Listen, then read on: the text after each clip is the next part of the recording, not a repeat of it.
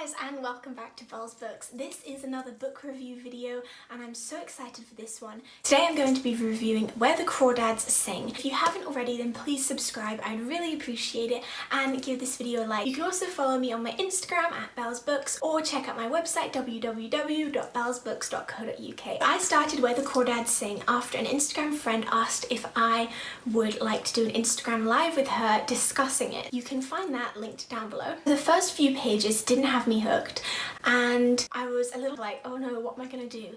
And then I really got into it and I quickly became convinced that this was going to be one of my favourite historical fiction books ever. I'll start by giving you a little synopsis.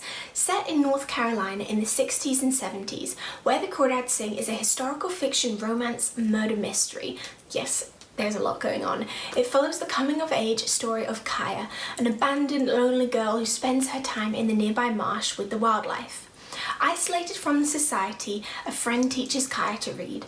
She develops an interest in biology and poetry, using it to try and make sense of the world around her. As Kaya grows up, her life and relationships grow more complex, but just as the novel's romance is truly developing, she is put on trial for murder. I was really intrigued to learn about the author's background. Delia Owens, not only is her life fascinating, but it exposes the ways in which the book originates from reality. This author wrote two other books before Where the Crawdads Sing. They're both non-fiction accounts of her and her husband's time in Zambia, where they lived for 20 years. Their time there was really difficult, and I think they lived in poverty, but it opened them up to encountering the wildlife so extensively that they've actually been compared to Jane Goodall.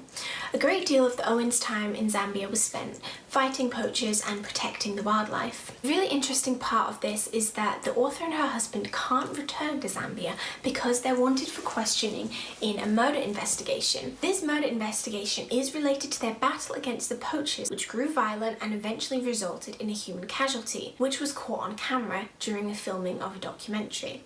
So apparently, shortly after the investigators requested the footage, the Owens left Zambia for scheduled leave and they never returned.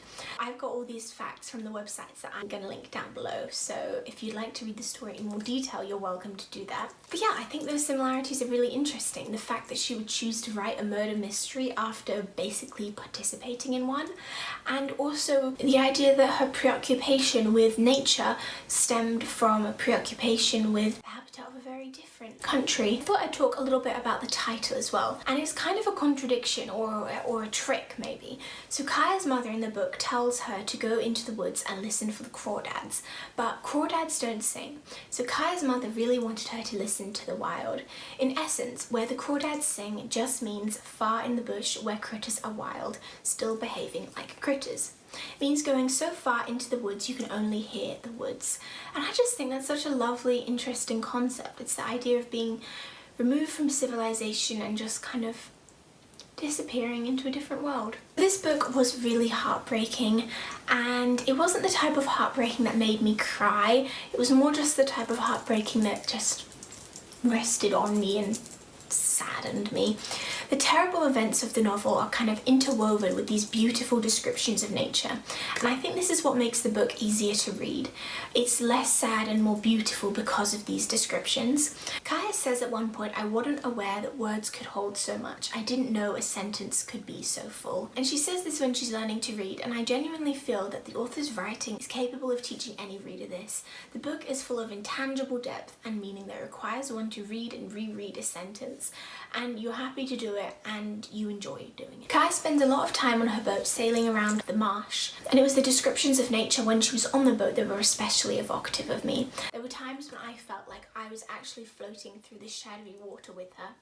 Although I've never been to North Carolina, never been to these marshes, my brain kind of combined my own memories of canoeing with the author's descriptions. And for the first time in a while, I was reminded of my favourite thing about books, which is their ability to transport you worlds away. I'd like to say also that the last book that made me kind of feel this way was The Starless Sea by Erin Morgenstern, which is one of my all-time favourite books. The final thing that stood out to me about this book is Kaya's inspiring independence and her self-determination. The very essence of her character was inspirational to me. I'd love to be that self-sufficient, that brave, that in tune with the world. She kind of made me want to get out the house go take a walk in a forest. Anyways, what about you? What did you think of this book? Did you enjoy it? Did you hate it? For me, it was a definite favourite. I love the story's twists and turns. I love the luxurious descriptions of nature. So I would recommend to you, if you have read this and you loved it, that you read The Giver of Stars by Jojo Moyes, because it's another historical fiction book and it is also a murder mystery romance. I think it's very similar in a lot of ways. I really enjoyed that one too. So you can buy it if you would like, using the link down below, and check out my review of The Giver of Stars. That's it, Where the Crawdads Sing. It was an amazing book. You should definitely go and buy it. And thank you so much for watching this video. Do you have any other book recommendations for me? I am really in the mood to read some more historical fiction, so I would love any suggestions. Please like, comment and subscribe, and thank you so much for watching.